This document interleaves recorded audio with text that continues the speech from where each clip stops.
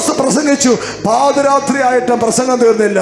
മൂന്നാമത്തെ തട്ടിൽ കിളിവാതിക്കൽ യൂത്തിക്കോസ് എന്ന് പറയുന്ന ഒരു യൗവനക്കാരൻ ഉറക്കം തൂങ്ങി താഴെ വീണ്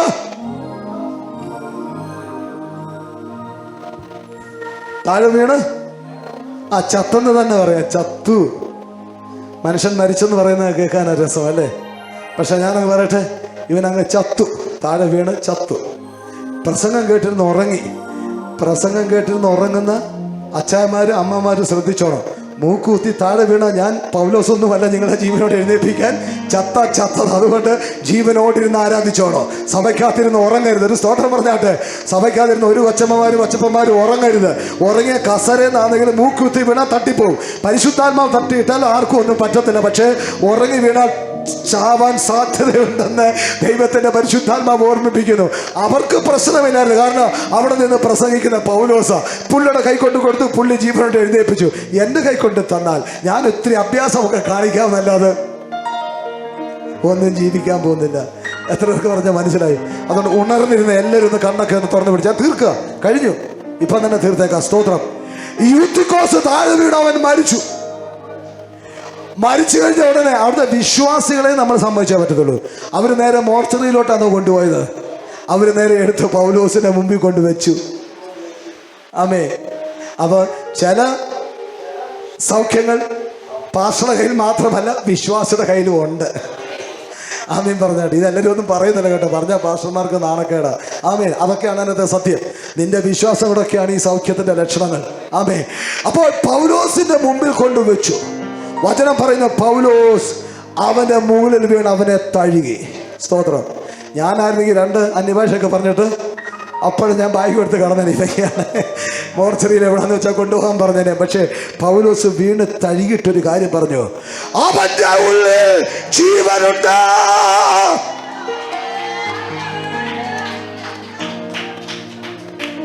കൊരിന്ത്യർ ലേഖനത്തിൽ പൗലോസ് ഒരു കാര്യം പറഞ്ഞു. ഈ അത്യന്ത ശക്തി ഞങ്ങളുടെ സ്വന്തമല്ല എന്ന് പറയേണ്ടതിന് ഞങ്ങളുടെ ഹൃദയത്തിൽ നിക്ഷേപമായി അവൻ പകർന്നു തന്നിരിക്കുന്നു. എടാ, വീട് തഴുകാൻ ഒരു റീസൺ ഉണ്ട്. പൗലോസിനറിയാം എന്റെ അകത്ത് അത്യന്ത ശക്തിയുണ്ട്.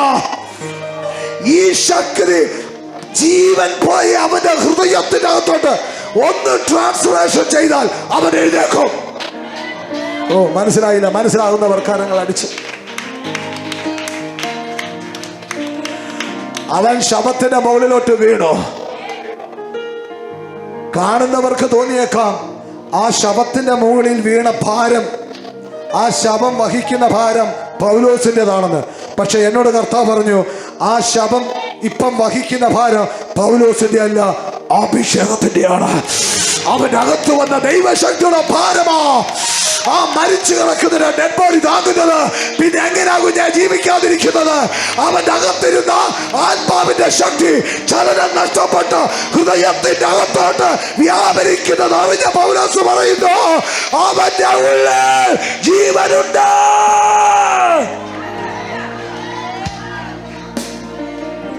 ആത്മാവുണ്ടോ നിന്റെ ഉള്ളിൽ? മരിച്ചതിനെ ജീവിപ്പിക്കാൻ നിനക്ക് കഴിയും. നിന്റെ ഭവനത്തിനകത്ത് മരിച്ചു കിടക്കുന്ന അവസ്ഥകളെ ജീവിപ്പിക്കാൻ നീ ആ പ്രശ്നത്തിനെ വാരിയിട്ടിട്ട് അതിന്റെ മുകളിൽ കിടന്നൊന്ന് തഴുകി ഒന്ന് പ്രാർത്ഥിച്ചേ. എന്നിട്ട് നീ പറ, എന്റെ ഹൃദയത്തിന്റെ അകത്ത് സ്വർഗം എനിക്ക് ആത്മാവിനെ പകർന്നു തന്നിട്ടുണ്ട്. ഈ ആത്മപകർച്ച ഈ വിഷയത്തിന്റെ മുന്നിലോട്ട് പകർന്നാൽ അത് എഴുന്നേക്കുമെന്ന് വിശ്വസിച്ച് ഇന്ന് രാത്രികാലം ഒരൊറ്റ പ്രാർത്ഥന നിന്റെ പ്രാർത്ഥന റൂമിൽ വെളിപ്പെടട്ടെ.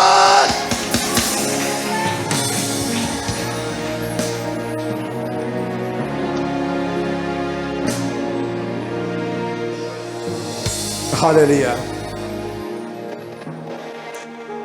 നിന്റെ ഹൃദയത്തിൻ്റെ അകത്ത് ആത്മപകർച്ചയുണ്ടെങ്കിൽ, ആത്മാവുണ്ടെങ്കിൽ, ഇന്ന് മരണദൂതൻ കരിമ്പട്ടുമായി നിന്റെ തലമുടെ നേരെ ഇറങ്ങുന്നെങ്കിൽ ആ യാത്രയെ നിനക്ക് ബ്രേക്ക് ചെയ്യാൻ പറ്റും. വിശ്വസിക്കുന്നവർ കരങ്ങൾ ഉയർത്തേണ്ട കർത്താവിന് സ്തോത്രം. കുടുംബത്തിനകത്ത് ചത്തുപോയ ചില അവസ്ഥകളെ ജീവിപ്പിക്കുവാൻ നിന്റെ അകത്ത് വന്ന ആത്മാവിന് കഴിയും. വിശ്വസിക്കുന്നവർ, ഫോണിന് അഡിക്റ്റായി പോയ തലമുറയെ ആ ഫോണിന്റെ അഡിക്റ്റായി പോയ തലമുറയെ അതിൻ്റെ അകത്തുനിന്ന് പൊക്കിയെടുക്കാൻ പരിശുദ്ധാത്മാവിന് കഴിയും.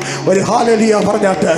മദ്യത്തിന്, ലഹരി വസ്തുക്കൾക്കും അടിമയായി പോയ, അഡിക്റ്റായി പോയ തലമുറയെ അതിനകത്തുനിന്ന് പൊക്കിയെടുക്കുവാൻ ആത്മാവിന് കഴിയും. ഓ, വിശ്വസിക്കുന്നവർ കരങ്ങൾ ഉയർത്തി എൻ്റെ കർത്താവിന് ഒരു മൗത്തം കൊടുത്താട്ട് ഈ ദേശത്ത് ഊരാടി നടക്കുന്ന, മനുഷ്യനെ കൊന്നു തീർക്കുവാൻ ഊരാടി നടക്കുന്ന ശത്രുവിനെ തുരത്തുവാൻ നിന്റെ അകത്ത് വന്ന അഭിഷേകത്തിന് പറ്റും. കമോൺ, കരങ്ങൾ അടിച്ച് എൻ്റെ കർത്താവിന് ഒരു മഹത്വം കൊടുത്താട്ടെ.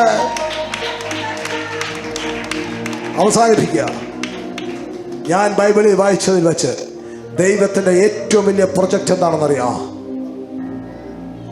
ഏറ്റവും വലിയ പ്രൊജക്റ്റ് കേൾക്കാൻ എത്ര പേർക്ക് സന്തോഷമുണ്ട്? കരമുയർത്തി ഹല്ലേലൂയ പറഞ്ഞിട്ട്.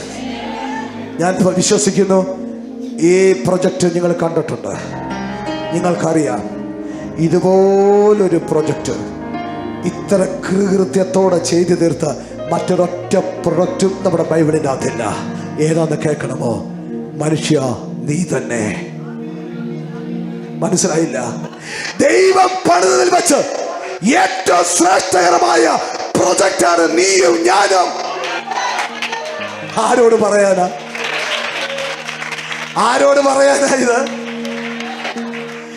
ദൈവ നിർമ്മിതിയിൽ ഏറ്റവും ശ്രേഷ്ഠകരമായ, ഏറ്റവും സൂപ്പറായ, അതിഗംഭീരമായ, കോട്ടമില്ലാത്ത, ഊനമില്ലാത്ത ഒറ്റ പ്രൊജക്റ്റേ ഉള്ളൂ. അത് ഞാനും നീയുമാ. അതിന്റെ കാരണം പറയട്ടെ. തമ്പുരാൻ പറയുന്നു, എന്റെ സാദൃശ്യത്തിലും സ്വരൂപത്തിലുമാണ് മനുഷ്യനെ പണിതത്. മനസ്സിലായവർ എൻ്റെ കൂടെ കയറി വാ. നിന്റെ അകത്തിറങ്ങുന്ന ആത്മാവ് പൊട്ടിക്കീറി പുറത്തു വരട്ടെ. ആത്മാവ് കീറി പുറത്തിറങ്ങി വരട്ടെ.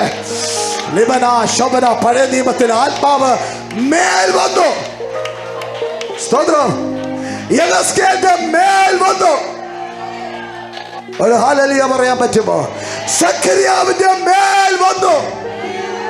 സ്തോത്രം. എന്നാൽ പുതിയ നിയമത്തിൽ പരിശുദ്ധാത്മാവ് നിന്റെ അകത്തു വന്നു. ആ ആത്മാവ് പൊട്ടിക്കീറി പുറത്തു വരട്ടെ.